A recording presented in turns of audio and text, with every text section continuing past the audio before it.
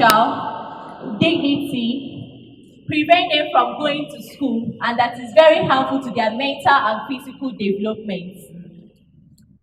Now, child labor is an evil that rules Nigerian children's health, intellectual development, and all chances of becoming educated. This involves children from the age of 5 to 17 years who are engaged in one form of labor or the other, during times when they are supposed to be in school, or doing other activities that are beneficial to their mental and physical well-being.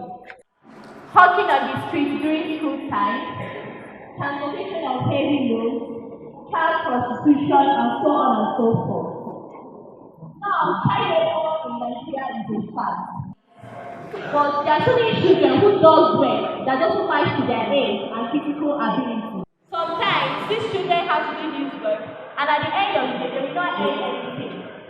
And most of the time, these children die because of doing this work. So, it is a pony that children of God do any work that deprives them of their education, ability, and physical development. Now, there are so many causes of child labor. Please pay attention. There are so many causes, there are so many reasons why Nigerian children have to work. Number one is poverty. The incredible number of working children is as a result of the economic and the social situation in the country. Children from poor backgrounds are trapped in the bad condition of living. They don't have access to attend school just like they're doing now, because their parents need every pair of their working men. Now, another one is so many parents have lost faith in their marriage that they divorce and keep on dividing their scanty properties, but all the same, all this distracts their attention from their children who are often neglected and abused. So, some orphan children who has nobody to help them, they just end up making provision for themselves. Now, some parents believe that children are helpers sent to them by God. So they end up sending these children or subjecting them to some kind of labors, not minding what such labor will result into. Now, another cause of child labor is polygamous families. There are so many families where there are many children born by multiple wives. These children are sent away from their homes to live and work somewhere else. Some of these children experience emotional and physical abuse from their employers, but no one really seems to know or care about it. So, all these things end up affecting the child's health and education. Now, child labor has consequences. There are so many consequences of child labor. Number one is hawking. Although hawking has always been one of the ways Nigerian children earn money, just like in old times. But now, children have to travel extremely long distances, taking them about 12 to 15 hours in a day in order to find buyers for their goods. And you see these children, the child hawking is incredibly tough for the child due to the long distances they have to trek and the loads of goods they carry on their head. Sometimes when they are exhausted, they don't have any food or provision to regain strength. Always practicing that. And when you are doing that, you have this big picture in your mind that one day, for instance, like I mentioned, some of you are good at making hair. A girl that is good at making hair, when you make your friend's hair, always have this big picture in your mind that one day you open a big salon where you make people's hair, fix their nails, do body massage. When you have that big picture in your mind, you are developing yourself. And before you know it, you start seeing that big picture coming into reality.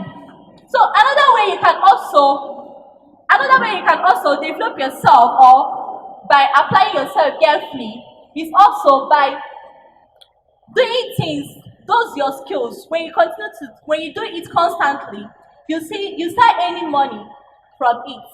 And when you start earning money, you start depending on yourself. You will no longer depend on anybody. And when you start depending on yourself, you start earning respect for yourself. So these are the things that motivate you to apply yourself gainfully. So another things that can pull you down or prevent you from not applying yourself gainfully is, number one, Sometimes we write a to-do list. You will just wake up in the morning, you say, from today henceforth, I'm going to be doing these things. I will no longer do this. I will be doing these things. I will do this. I will do that. My dear, you might not end up achieving that your to-do list when you don't have not to-do list. Say it's not to-do list. Yes. With your education, like I said earlier, when you do those things, you can easily, when you come back from school, you always try to do things, try to do things that are very good. Maybe if you are good in making hair or whatever it is, you always make up time to make that. When you keep practicing that thing, before you become perfect, you become a specialist in that area. And before you know it, people will start calling for your service. So all of you again, this is the time you have to develop yourself.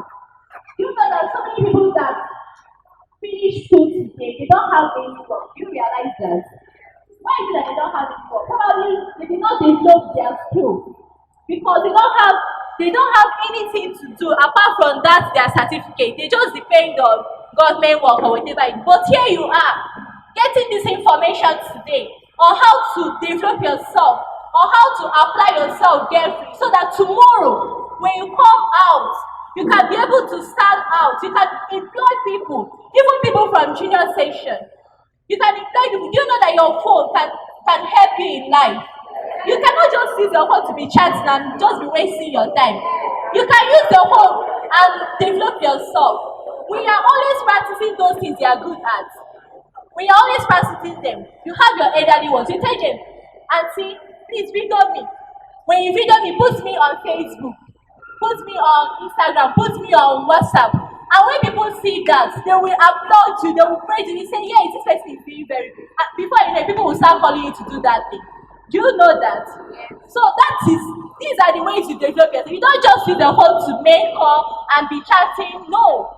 You are into investment with your education. So you ought to develop yourself. School is very good, but this time school will not just help you. Your certificate will not take you to anywhere. Because it only help you to mingle in the society. It only help you to associate in the society. But it might not fetch you food on your table. So what you have to do is develop yourself. Try to work on those hidden talent God has deposited into you. Try to develop your skills. Make good use of your time. Make good use of your social media. Don't end up, moving around with boys and girls that will not add any value to your life. I believe all I've said today have sunk into your mind. And from today henceforth, you will apply yourself carefully and you will also restore your self-esteem and discover your potentials, isn't it? Are you promising me that? Very good. Now I have questions and I have case for anybody that answer my question. Because that is a proof that you have been paying attention and you have been listening very attentively. Now, who can mention the three types of mentorship? I said, if you know it, just raise your hand up and come. If you know it, I will point. I don't want noise. If I see you talking, I'll not point. If I see you talking, I'll not point.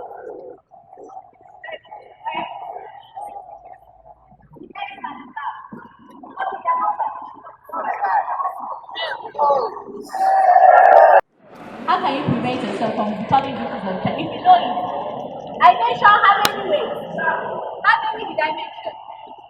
Okay, if you know it, just raise your hand and come out. Come. I said, how can you prevent yourself from becoming victim of child labor? Excites you and by carefully applying to yourself. Very well. Clap for her.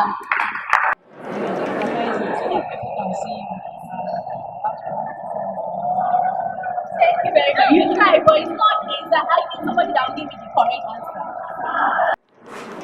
My name is Gainfully. How to Prevent yourself from becoming victim of child labor. one is applying yourself gainfully.